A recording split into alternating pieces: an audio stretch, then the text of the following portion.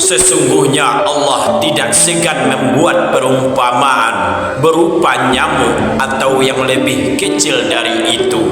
Maka orang-orang yang beriman tahu bahwa itu adalah kebenaran dari Tuhan mereka. Quran Surat Al-Baqarah ayat 26. Subhanallah, Allah sebut nyamuk dalam Al-Quran bukan tanpa alasan, karena di balik makhluk kecil ini ada tanda kebesaran Allah yang luar biasa.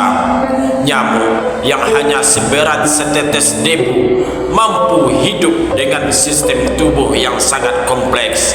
Ia punya alat pendeteksi panas, punya jarum halus yang bisa menembus kulit tanpa kita sadari, dan bahkan membawa pelajaran tentang kesehatan.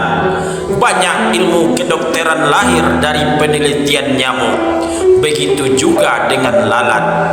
Nabi Muhammad sallallahu alaihi wasallam bersabda, jika seekor lalat jatuh ke dalam minuman salah seorang di antara kalian, maka tenggelamkanlah ia, kemudian angkatlah, karena pada salah satu sayapnya terdapat penyakit dan pada sayap lainnya terdapat penawarnya.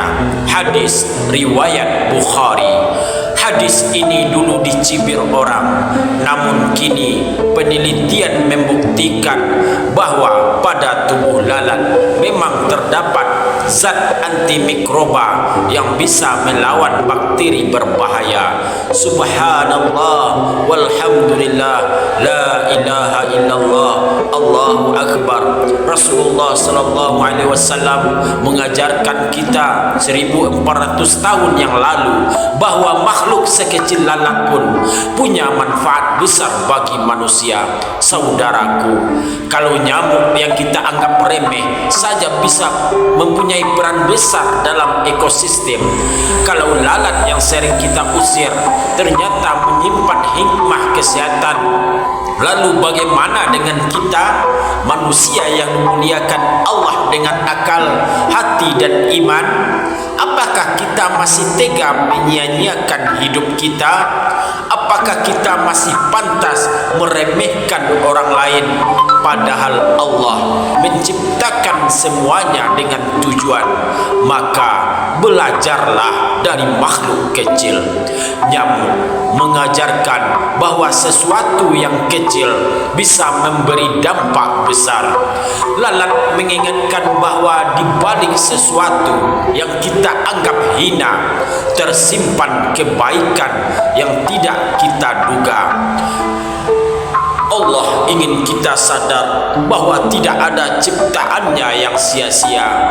Firman Allah yang ada di dalam Al-Quranul Karim, dan tidaklah kami ciptakan langit dan bumi serta segala yang ada di antara keduanya dengan sia-sia.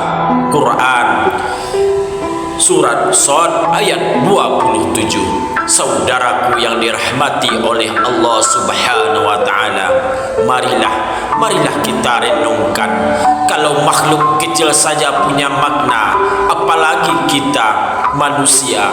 Gunakan hidup untuk taat, gunakan waktu untuk berbuat baik, karena setiap detik adalah amanah.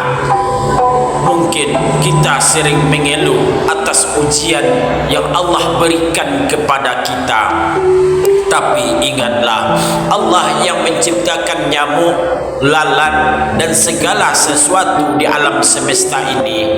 Dialah yang tahu apa yang terbaik bagi kita. Maka yang perlu kita sadari yaitu kita harus bersyukur dan jangan pernah meremehkan ciptaan Allah sekecil apapun itu.